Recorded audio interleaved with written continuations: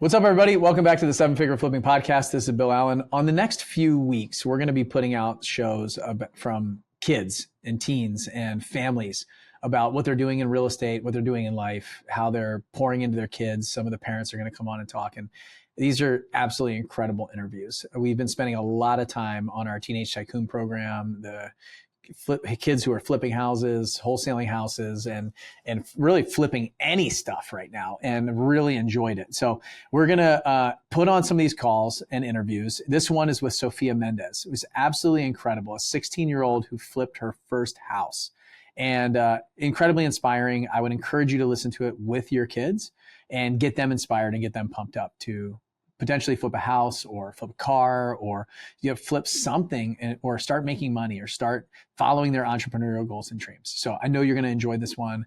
Stay tuned. My name is Bill Allen, and I'm the leader of a group of elite house flippers and wholesalers called Seven Figure Flipping. We don't brag or show off our success, but instead let integrity and stewardship be our guide. We are dedicated to helping people unlock the freedom they desperately need.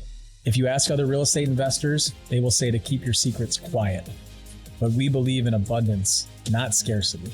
And that's why we are the elite. We are Seven Figure Flipping, and this podcast is our playbook. All right, everybody, I have a very special show for you today. I'm really excited to talk to my guest. It's another interview, which I love doing. And this one is probably the one I've been looking forward to the most that I've ever done.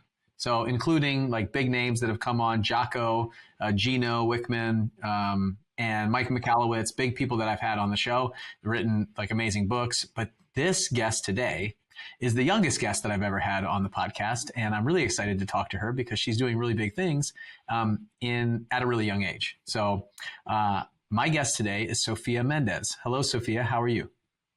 I'm good. How are you? I'm doing great. We're recording this on a Wednesday, and aren't you supposed to be in school? Yes, technically. As of 1 hour ago, I was supposed to be at school. Okay. So your parents allowed you to skip school today? Is that what's happening, or what's going on? No, I'll just go later, but they said that this is more important than whatever I'm going to learn at school. Okay, here we go. So tell us a little bit about yourself. Okay, so my name is Sophia Mendez, which, I guess they already know. And I'm 16 years old, and I live in Moses Lake, Washington, which is like central Washington. And I'm in high school. I'm a 10th grader, and I also do cheerleading for like a hobby. Okay, cool. Cheerleading as a hobby, and in high school. So what, let's see, where should we go? Let me think about this. I met you on, I think the first time we met was on the cruise. Did we meet before the cruise in 2019? Or was that the first time that you met me in person? Yeah, that was the first time. I was 12 years old. You were 12. Oh my gosh. I can't believe it's been that long ago. So your parents were in our mastermind, and they're still in the multifamily mastermind. They brought you guys on the cruise, you and your sister. And that was in February 2020, right? It's February 2020, I think. And you guys came on the cruise, and I remember you guys running around on the cruise, but being interested and involved a little bit. So just tell me the story of money, real estate, stuff like that, maybe from then on. What was it like kind of coming with your parents to come to an event, and where did your interest in becoming an entrepreneur or getting involved in real estate, when did that start happening? Let's just talk about that for a second. Okay, so when I went on the cruise at first, I actually didn't even like real estate at all. I only went for the cruise, because it looked fun. And I didn't even know who you were, very honestly. But I heard about you a lot because my mom would listen to all your podcasts and all your stuff. And she'd always be talking about you, Bill Allen this, Bill Allen that. And then, I finally met you, and I was like, oh, this is the legend that my mom is always talking about. But yeah, I wasn't even interested in real estate, but I did go on the cruise, and I went to your guys' little meetups or whatever, and I was just listening and learning, and I was like, maybe this is actually more interesting than I thought, because, I actually really hated it at first. But anyway, so I started getting a little bit of interest in it when I was 12, but then I didn't really do anything till I was 14, because it was just rough teenage years, and I was just upset all the time. So, that's not that important, but Yeah, then when I was 14, I finally did get a little bit more interested in it. And I asked my parents to take me to my kind of like my first mastermind thing in Seattle. So, Okay, like so you guys went to an event. So when you were 14s, you started to get a little bit more interested in it, in like making money, or what did you get interested in? Like what helped kind of trigger? Because I think there's a lot of parents that are going to listen to this that want to get their kids interested or excited about what they're doing, or at least just interested in it to see if they have some interest, right? And so, what did you, what was it that kind of triggered the interest for you? And then, what kind of event did you go to? I guess it was, I mean, more kind of the lifestyle, because I don't know, I kind of saw how first, like before my parents started real estate, they were just like working in the clinic, working in the farm, like it was like an average life or whatever, you know? But I don't know, then I feel like real estate's just kind of different though, because like everybody, I mean, they get to travel, everybody, well, I guess if you're more successful in it, but never mind. But I guess just the lifestyle and getting that freedom to like be with your kids and stuff. Because obviously now my mom stays home and my dad is always home too. Like, they like spend a lot of time with us and we do a lot more stuff together as a family. I feel like we're closer too. Like, and I feel like if they had a normal job, they wouldn't be able to do that as much. And so it's kind of just the different lifestyle that I want for my family when I'm older. Okay, so you're 14 and you're seeing that there's a difference between like your parents and other parents maybe, and how you get to spend more time with them and they're home and they have more freedom. So what? So you asked your parents to take you to an event? Yes. Okay, what was that like? What was the event like? What did they talk about, and what were some of the things that you learned? You were 14, so I want to give some context to people who are listening, because I took my 6-year-old to an event about digital marketing for kids. And he was somewhat interested, but really not interested. I was just kind of, I think, doing what your parents did on the cruise, just show him. We played in the pool. We spent majority of the time kind of playing and going for fun on a vacation, and a little bit of time kind of learning and just getting almost like getting an idea of what that is. Just not, he's not going to do anything with it unless he really gets excited about it, but he was really young. So you're 14, you're a little bit older. What was that event like? It was for adults, I'm sure. Yeah, I think I was the youngest person there, but I don't know. I just I had never been to any event like that. I never really knew what the events were like, I guess. So I just kind of showed up and I was like by my mom's side the whole time, but like listening in on her conversations, like just seeing everybody talking like in the same room. I thought that was so cool. But like that was just the networking day. And then the next day, they were actually talking about real estate stuff. And I just kind of sat there almost kind of like, like not really listening, but at the same time listening, I guess. I don't know if that's really your question, but yeah. I feel like what kind of stuff did you learn at that event? Was it right? You left that event and you were like, okay, I'm doing this. What was it like? Oh yeah. That event is where I met one of my mentors from Seattle. His name is Scotty, and my parents introduced me to him and another young lady, and he pretty much like snuck me on onto this like accountability group, so I could just like show up and like listen in on more real estate. It was like at 6 a.m. every like Tuesday, and I would show up every 6 a.m. because I was like, I want to learn some stuff. And I mean, I guess that's pretty much how I started real estate, like just by learning more things in that Zoom meeting. So from the event, I got a mentor.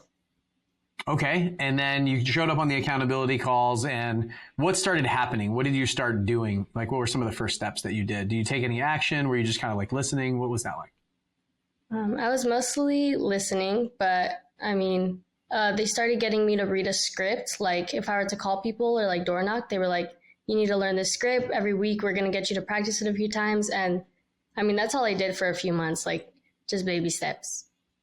Okay. And then let's fast forward to like right now. What have you accomplished since then in real estate?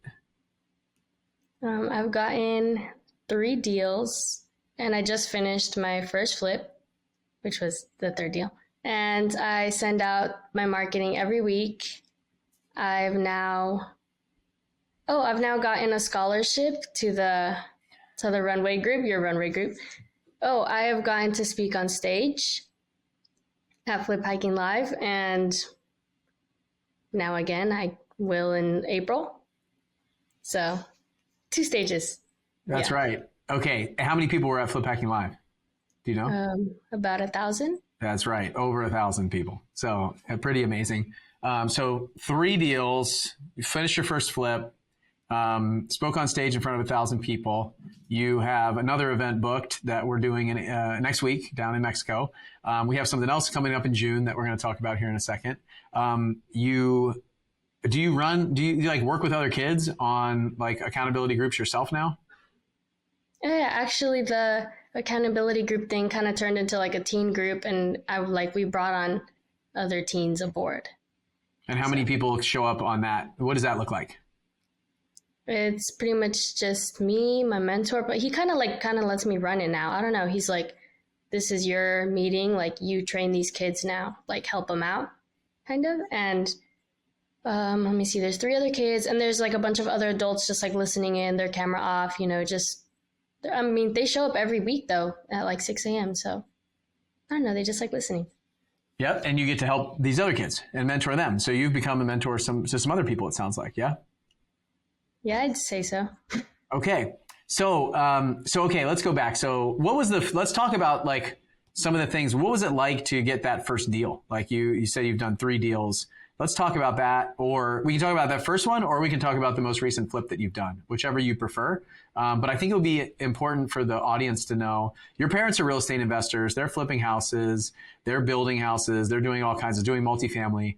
Are they just like, I mean, somebody could argue that they're just like spoon feeding you deals and doing everything for you. What did it look like for you to get started on your own, and how did they help you and encourage you to do that?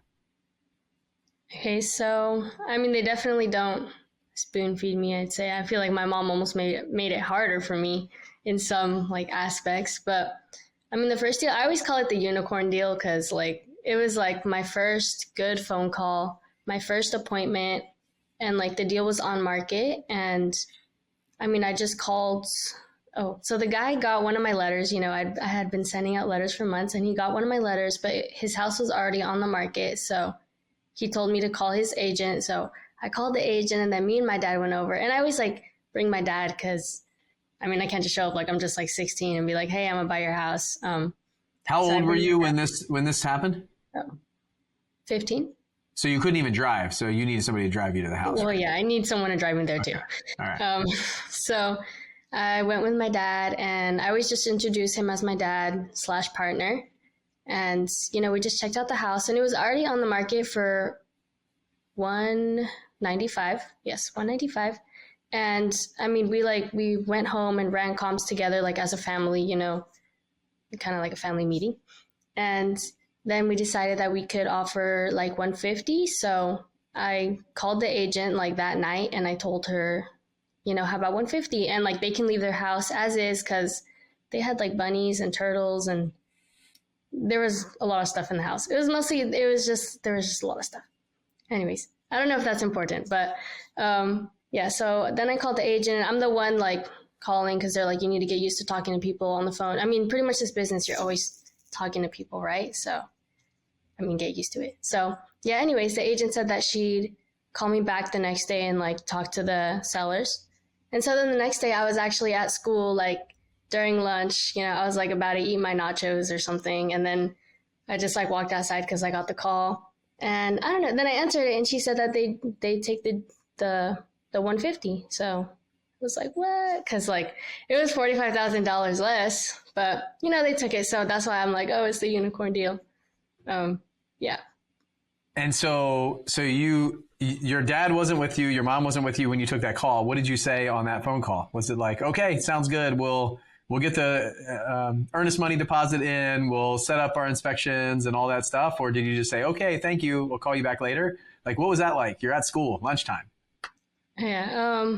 Yeah, because usually my parents are in the back, like kind of whispering to me, like, yeah, what to say. But no, she was just like, so I was like, oh, hey, like, how are you? And then, she was all like, oh, great, blah, blah, blah. And then she's like, oh yeah, I spoke to them. They said they would take 150. Like, what do you think? And I was like, oh, that's great. Like, I was like trying to hide my excitement. I was like, that's cool. And then I was like, let me just speak to my my dad about it, my partner about it, and see what he says, like for inspections or closing and other information like that. So then she's like, okay, just give me a call back later. And so then after that, like, obviously I just picked up the phone. I was like, Mom, Dad, like, guess what? And, then I went home like all happy. And then we talked about it, the whole inspection or closing date and everything. Okay. And what'd you do with that first one? This one for 150, did you fix it up? Did you sell it? Did you rent it? How'd you get the money? Like, what did that look like? Oh, well, I actually ended up giving it away to my mentor because he was mentoring me for free. So I was just kind of like, I don't know, just like take it. And he ended up renting it out, but I didn't get any money. He actually offered me like a commission fee, but I don't know, I didn't really want to owe him anything, and I just kind of felt bad. So, okay, so you passed that deal off to the guy who was mentoring you in payment for all of the help and growth and stuff like that. Man, I should have found you a couple of years ago. That sounds like a great deal. I'll take a house. Okay, so then, so let's talk about this first flip then. So you just assigned the house to him? Is that what you did? Oh yeah. Okay. And so this one that you just flipped your first house. Let's talk about that one. How did you find it? What did it look like? Let's talk through that process because you just got finished not long ago. Yeah, so it was about 1 month after Flip Hacking Live, and I went into the kitchen one day and my mom was like, oh, look at this house on the market, or, like on the MLS. And I was like, oh, okay, like I'll just call the agent, like, I don't know, just like that. She's like, just call the agent, like see if you can set an appointment. And I was like, oh, okay. So then I called the agent and then I set the appointment for, I think the next day at 4. So my dad could pick me up from school and we could go over and everything. And so then we went over and checked out the property and everything. And then, my dad and the agent were talking for forever, like hours it seemed like, and I was just kind of standing there. But then we got back in the car and I was like, Dad, like, honestly, I kind of want to flip this house. Like, do you think that's possible? And he's like, if you really want to do it, like, make a plan out, like write it on paper and then show me tomorrow morning. Before you go to school, he's like, show me tomorrow morning and you got to have your whole plan. Like, I need everything written out because you can't just do a flip without knowing how to do it. And so I was like, okay, like, I'll run my numbers. I'll figure this out. And so I guess that's what I did. I spent a lot of that night figuring it out, like writing down everything, contractors, electrician, plumber, numbers, everything. And then the next day, like at 5 a.m., I just went to the kitchen table and I was like, Dad, like, I like slammed the paper like on the table. I was like, this is my plan. Like, look it over and let me know what you think. And I mean, is that pretty much what you want to hear? Yeah. And what did he say? Oh, yeah. So then after school, when I came back, he was like, me and your mom talked about it and we think that you should partner up with this. Like, you should partner up with us on this. Does that make sense? Yeah, it did. And, yeah, because he was like, it's your first deal and like, I don't know, just something like that. Okay. And then, so how did you guys work through that? So you partnered with your parents on the deal. What did that look like?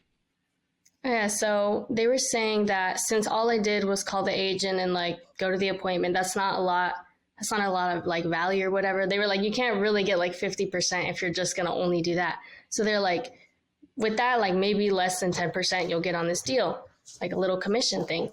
And so then they were like, if you actually want more than that, like more like 50%, you need to bring some other type of thing into the deal. Like your dad can be the project manager and everything, but something else needs to be put in there from you. So they were like, if you can figure out how to finance this deal, like we'll get you 50%. And they were like, but that does not mean use our lender, because obviously it takes years to get a lender, like all that relationship building and everything to get someone to lend money to you. So they were like, I don't know, they made it almost like impossible. My dad was like, you have a day to find someone to finance this like deal. And I was like, a day? Like it took you guys years. But I was like, no, you know what? I was like, I got it. And so after that, I went right on my phone and I was like texting I was trying to find wealthy people that I knew and that also knew my parents. Cause I mean, how old was I? 15, 16? No. Okay. So I was still 16. And I was like, well, who's going to lend to me? Like, I'm just a kid. But, that's just an excuse. So I, obviously went on my phone. I texted a few people. And one of them actually, the first one said, like, oh, sorry, not right now. I'm not interested in this. And I just like copied and pasted the thing. I was like, I have this opportunity. Like, I don't really remember what I said.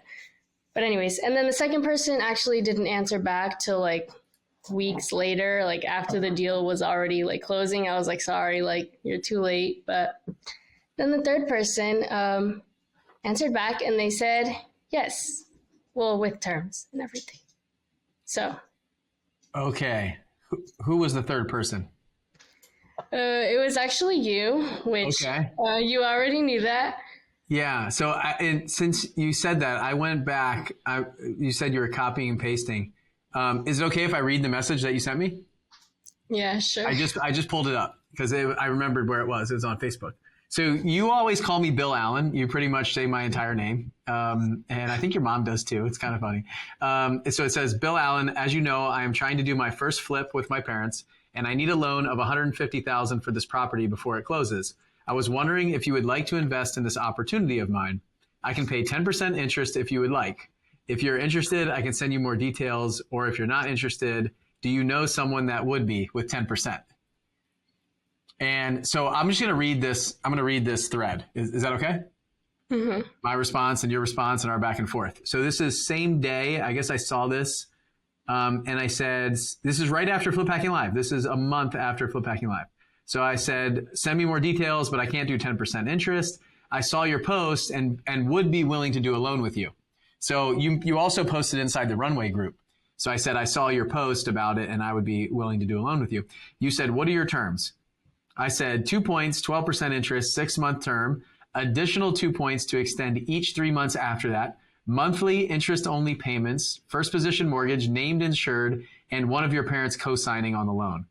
But I can fund 100% of the purchase and 100% of the rehab costs on a draw system. And you said, Bill Allen, I like the terms, but can you do 8 months? I said, no, but I can do 6 with the 3-month extension options. These are just my typical terms for everyone. I said, tell you what, why don't we drop the extension points down to 1 point instead of 2 since you asked? Would that work? And you said, sure, that works. Bill Allen, what information do you need from me as far as paperwork to keep this moving? I said, email me info of the house, photos, timeline, and I gave you my email address. And then you sent me all the information. And that same day, no, the next day, you said, Bill Allen, I called the title company about the preliminary report. It should be in your email in a few days. Let me know if you have any other questions. You got me all that information and everything and got it straight to me. So if you guys are listening, this is exactly how this went, right? She's negotiating with me a little bit. I kind of played hardball. Like I can't do 10%. It's just not, I don't care how old you are. I don't care how motivated you are. I don't care how excited you are. And I'm excited for you. You got to run the numbers based on my terms, right? As the lender. So, I did cave a little bit, but if it fit in your box, great. If not, I can certainly teach you how to find cheaper money. And I hope you continue to learn that. So, you don't have to pay my high rates going forward. But that's how it went down. I'm incredibly impressed and proud of you. I'd say just for the people listening, like the reason why I did this loan, one of them was because I know the family. I know the skill set of the parents specifically, and they're basically the partners on it. And you can see in there, I wanted somebody to co-sign who was over 16 years old. So there's obviously some ramifications of you not paying me back and being 16. It'd be very challenging for me to go get my money. So what do you think about all that? Hearing that kind of process and stuff that we went through, that was like what, 5 months ago now? What does that bring back some memories for you? What were you thinking during this kind of negotiation? Did you make the decisions by yourself? Did you talk to your parents about it? Did you have to rerun numbers? What happened? Well, now that I listened to it, like I'm remembering what was happening in those exact moments. I remember I was pacing back and forth in the living room and I'm like, oh, mom, he answered back. And like, my mom was like, they're sitting on the couch and she's just like, chill, Sophia. Like, and I was like, Mom, what do I do? And like, I was like asking her all these questions and she's like, it comes with experience and stuff. And then she's like, how about you try to negotiate a little bit? And I was like, okay, let me just think about what I can do and stuff. And I mean, that's pretty much how it went, but I don't know. I don't know. I didn't remember that I wrote all of that. And it's kind of interesting to hear back and hear what I said. So did you have to rerun the numbers because you planned on 10% interest? Or did you have enough padding in your numbers that you knew you'd make a good profit even with a little bit high? I mean, we're probably talking about a couple $1,000, probably 150. That's like probably $4,000 more than what you originally planned to pay for money. Yeah. Well, I kept saying that I thought it was going to be like 150 for like plus the rehab and the purchase price, but you know, my parents settled on 140. We were like kind of having a little argument about that, but in the end, it did end up being 154, I believe, with purchase price and rehab together. Okay, all in for 154. So if you bought it for 110, you're somewhere in the 40K range, 45K range in rehab. What did you sell the property for? 209. 209. So all in for 154, sold it for 209. So what kind of profit did you guys make off of it? Well, we split it obviously 50-50 since I did get, you know, the financing. But in the end, I made less than my wholesale, which, well, I guess everybody knows that now because if whoever's listening, but it was kind of sad. But we already knew that like the numbers were going to be kind of tight. And then also like just the market kind of going down, and it was in a bad area. Like the neighborhood was like sketchy. And Okay. And then also like our rehab budget, like we went a little bit over budget. So how much money did you make? 6,000. 6,000. So you each made 6K, right? Yes. Around there. So 12,000 total divided by 2. Is that right? So you made 6,000, parents made 6,000. Well, I think it was 14, but then like minus taxes and all the little fees.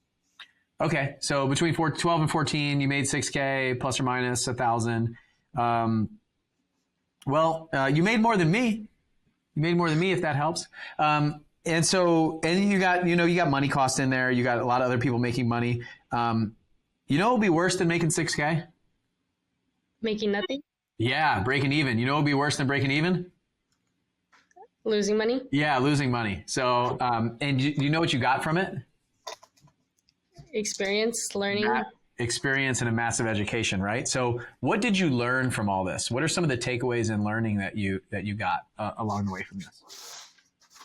God, my dad is just like handing me this little paper. Oh, it's got all the information. What does it got? What does it say? It says we replaced roof, siding, windows, plumbing, some electrical, and kitchen cabinets. I could not read his handwriting. And Wow. market changed. You done a lot of work to it. The market shifted a bit during the project, right? So we saw that for sure. We kind of saw that coming in June. We didn't really accept it until the winter, I feel like most people. And then you were selling it in like February, March time, where it wasn't an ideal time to market it. In fact, like today would probably even be better than then.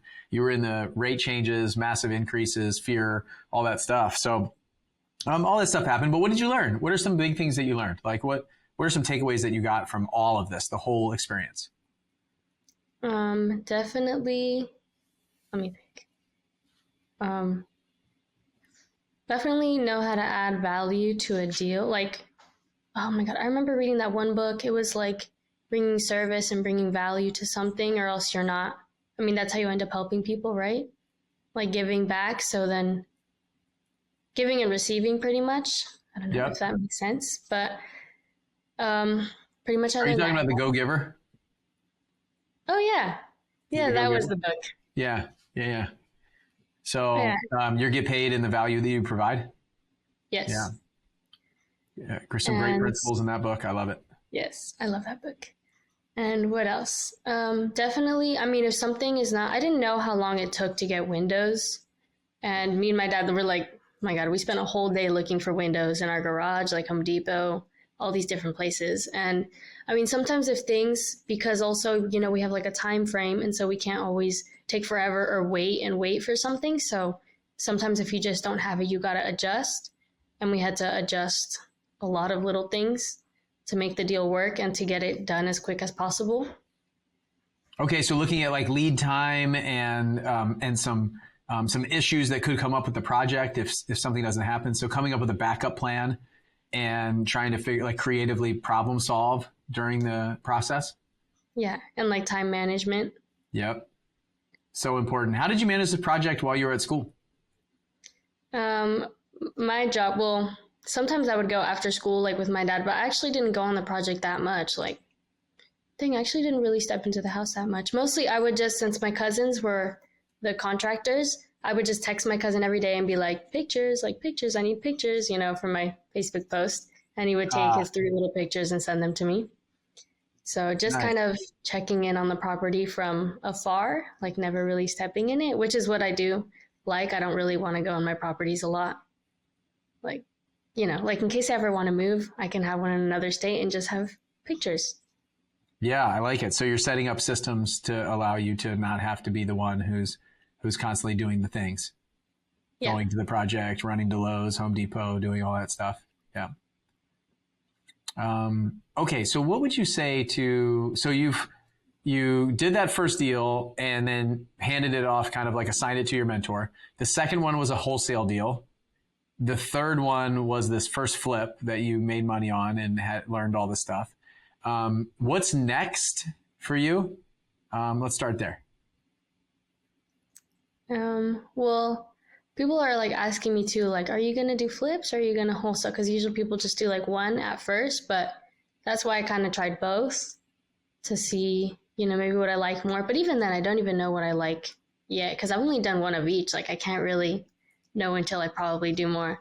But I mean, next, I definitely want to get some rentals to have cash flow though. So I can keep having more money to like reinvest in other things. So, I mean, that's. So how are you going to do that? Like, you said your marketing's going out on a regular basis. Like, are you have a specific target? Are you looking for something specifically next to do? Well, I mostly just target. Well, I just go driving for dollars with my mom sometimes, and my list is like 1,500, which I mean isn't a lot, but I consistently like send my letters out to that little list. But I definitely want to see if there's different ways to get lists, which I know there are, like through the title or something, and possibly also marketing to apartments or like little duplexes, and then also like checking things on market, checking the market every day. Like my mom is always getting on me for doing that because like sometimes deals come from there and you never know, but I forget. Yeah. Okay. So you're just continuing to kind of like consistently take action in some way. So either you're learning something new or you're putting in some effort, you're sending out letters. Your list of 1,500 is all driving for dollars list and leads. It's not a list that you bought. You built it yourself. Mm-hmm. Wow, that's awesome. And what do? You send out letters to them? Yes. Or cards? Postcards? No, my little letters. And so do you have a company that does that or do you write them? I do them. You write them and you put the stamp on them and you put them in the mailbox. Oh, well, my sister puts a stamp on them. Well, I hired my sister as my employee. How old is your sister? She's 11.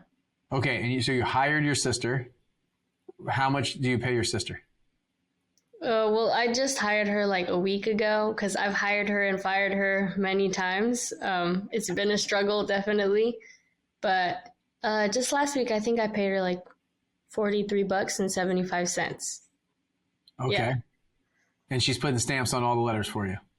Well, yeah. She gets like $5 per 100 letters. Okay. Don't make her do the math on that. On how much she's getting per letter, because she won't like it. That is awesome. So if you're listening to this, you're probably hiring your kids to do some work inside your business. What if your kids were hiring your other kids to do work inside of their business? That would be pretty awesome. Like I'm incredibly proud of you and excited for the future. Your sister was at the cruise too. And so if you were 12 then, and she's 11 now, she was like 7 on the cruise. Yeah, so I remember that. That was really fun to have you guys. I have a very fond memory of you guys on the cruise and us meeting at dinner and spending time together and you calling me Bill Allen, like using my full name. But my mom does that when I'm in trouble, and then you guys do it. That's it. So, okay. So what is what is some advice that you would give to some of the kids that will listen to this? Because I hope that the parents are listening to this, obviously, but I hope they also, this is an episode they listen to with their kids. And just say, hey, and really not force them to do something. Like, did your parents force you to do this? Let me ask you that. No, definitely not. I mean, they were like, whatever you want to do in life, like it's your choice, like the typical little talk, but I'm the one that went And by to the my way, mom. I don't know that that's typical little talk. I think a lot of people out there are pushing their kids to do things that they've done or that they do. And I don't think that's necessarily typical. I hope it's typical for the people that listen to this show and the folks that are in our community. But I struggle with that myself right now. Like, I played soccer very competitively. I really want my kids to play soccer. I go to the soccer games here locally, and my son he's not really that into it. I'm like, what is going on? If I just put a soccer ball in his foot and just get him in soccer. But I don't know that he's going to love it. I don't know that he's going to be as passionate about it. And I honestly don't know if I was that passionate about it when I was 8 years old either. So, but I find myself like pushing them in the direction that I went. And I sat him down the other day and I just said, hey, buddy, I'm struggling. Like, I really want you to find your own way and pick your own path. So if you want to do something different after this season, you can. It's okay with me, but we're not playing video games 24/7. So it can't be nonstop video games. It's got to be some sport or something outside, some team building, and some exercise. And really, they love just running around on the farm these days. So it's anyway. So they didn't push you into it. So what advice would you give for other kids that are listening to this? Let's start with the kids that are listening to this. What advice would you give those kids that are interested, but they really feel like they can't start or they can't do it or they're not old enough or those kind of things? Like what advice would you give to them? Well, I mean, if they don't feel like they're old enough or like they can't still because they're just kids. I mean, I felt the same way too. I was like I'm a kid, like I can't do this. I got to wait till I'm like 18, but I mean, why wait when I already want to do it? I mean, yeah, like why wait when you already want to do it? Like you always say, like the best time is either today, if not then tomorrow. Like don't continue waiting or putting it off if it's like if you know you want to do it. And I'd say definitely surround yourself by the people that are doing what you want to do. Like if you're a kid and you have the parents like in the mastermind, for example, like go to the masterminds with them and like learn some stuff because it might help you out with your journey. Yeah, for sure. I love that you're going to give a presentation at our event next week on your first deal, a lot of the stuff that we talked about today, but just to encourage the parents and the kids that are there. All the kids are going to be invited to come. It's going to be a great time for them to all kind of spend time learning from you and seeing that it's possible. What would you say to the parents who want to get their kids involved? Like what kind of advice would you give to them and maybe some of the things that your parents did that helped you? Well, I feel like a lot of parents, or maybe I don't know, I can't really speak for the parents, but I'd say definitely my mom at least was kind of like, I don't want you to, I guess, ruin your childhood. Not ruin it, but kind of like grow up so fast that you don't have a childhood or I don't know how to really explain it, but something like that. And I feel like most parents would be more afraid of that too. Like my kid is going to grow up already and start working like now. But I think that's good though, because then you also start early on and then you already have your future like all set up, all planned out. And I mean, I think they should just, if you're going to have your kids start doing it, like be there, like helping them on the way. I mean, don't hold hand them either, because I know how much I hate that. But I mean, be there. Know that, how do I explain it? Like your kids have to know that you're there to support them and that you're behind them on all of this and that you're going to help them out if they really need it. Like give them advice or stuff. Like just be there for your kids is what I'm trying to say. Yeah. Do you feel like your parents are really proud of you? Yeah, I'd say so. They don't really say it that much though. But I mean, I can tell. Okay. Do you think I should have your parents on the show too to talk to the other parents? Yeah. Yeah. And ask them like how they supported you and their side of the story? Yeah. Okay. Me too. Because this whole time I'm thinking, man, I'd like to talk to them about this too, to see what they did along the way. Because I think a lot of the parents would like to hear that too. Do you still feel like a kid? Well, yeah. Yeah, I still do. But I mean, I can't really wait. I can't wait to grow up, but like, I'm glad that I'm 16 right now. Do you still do kid stuff? Yeah, I mean, I do cheer and I play Minecraft with my sister. And I still watch TV. Oh my God, I love watching TV. I'm always working on my letters and watching TV because I just like having the background noise. Like what? Like what do you like to watch on TV? I don't really have like a favorite thing right now. I just like watching movies. Movies? Okay. So still do cheerleading, still play Minecraft with your sister, still watch movies, and you flip houses and wholesale houses and buy rentals and send letters and run a business and hire your sister and do all kinds of fun and cool stuff also in the business world. Yeah. Yeah. What have you done with all the money that you've made so far? I put it, what did I do again? Oh, it's actually the one from my wholesale. I still have a good chunk of it. Like I've mostly reinvested it in other stuff, or I actually like split my money in different ways. Not that it's important. Actually, no, that is kind of important. It is important. Yeah, I split my money in like 5 different ways, like 5 different categories, like what, like the things that I want. Because if not, then I'm gonna spend all my money like on random stuff that I don't need. So like the things that I want, like investments, taxes, expenses, and then charity. But obviously expenses, I mean, all that money's still there because I don't really have any expenses, which is good. Yeah. I mean, I'm very happy about that. But I had it in the bank, but now I'm taking it out. You're taking it out of the bank? Why are you taking it out of the bank? Reasons. Videos that I've been listening to and the world. And you don't trust the bank? No. Where are you going to put it? Under your mattress? That's a secret. I can't say that on this podcast. Sounds good.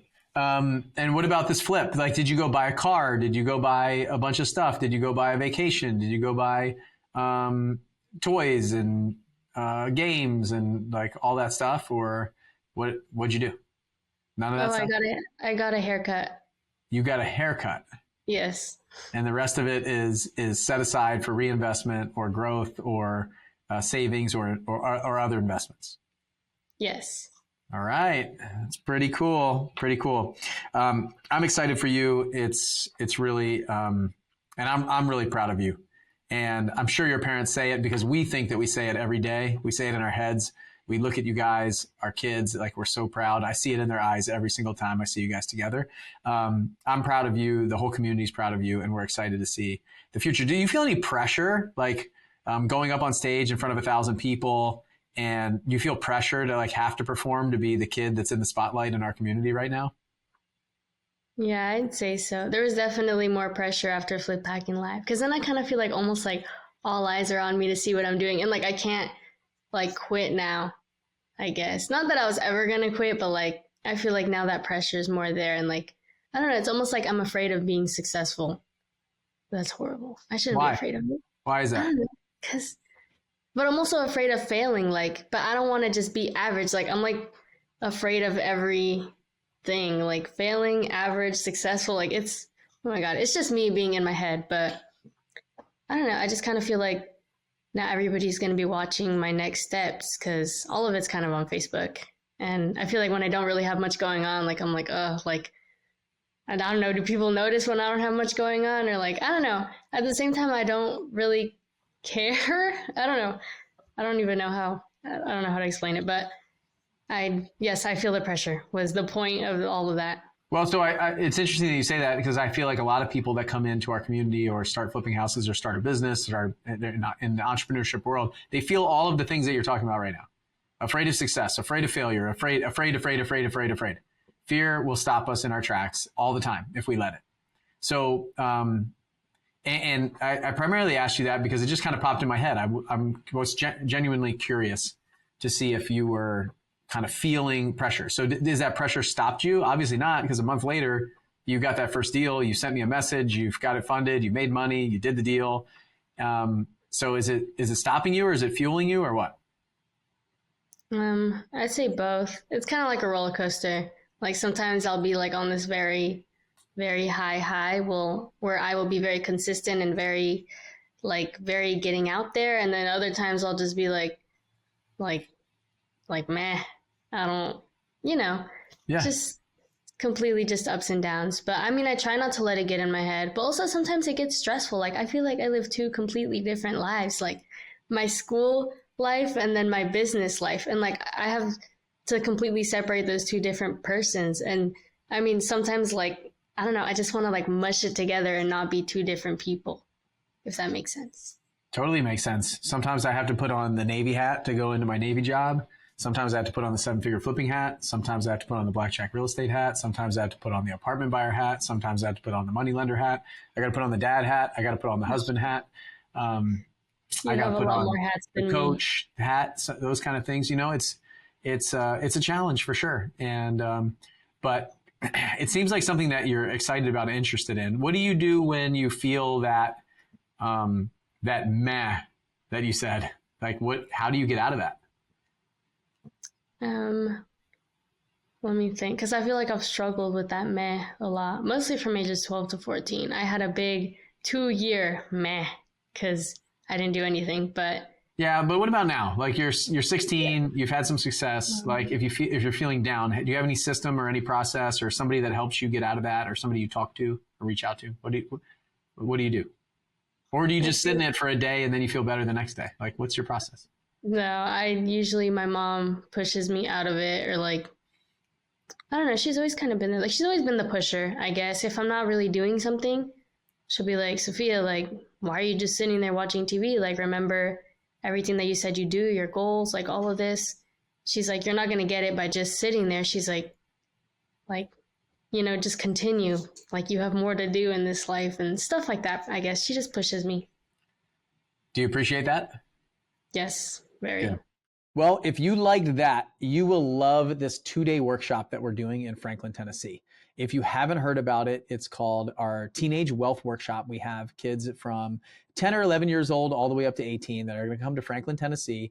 It's right in Cool Springs, just outside of Nashville, and a 2-day event on June 19th and 20th. The link is in the show notes. If you guys want to come, you want to attend with us, please invest in your kids. Do something this summer that means something, that's going to set them up for the future. It's going to pour into their creativity, their entrepreneurial goals, like things that are not being taught in school. Bring them to the event. I cannot wait to bring my 10-year-old to this event. Well, he turns 10 tomorrow. I'm really excited about it. His double-digit birthday. I'm spending the whole day with him. So bring him to the event. And we are going to, if you get them there, I will get them hooked. The link is in the show notes. Hang out with us. 2 days, June 19th and 20th in Franklin, Tennessee. We'll see you on the next show.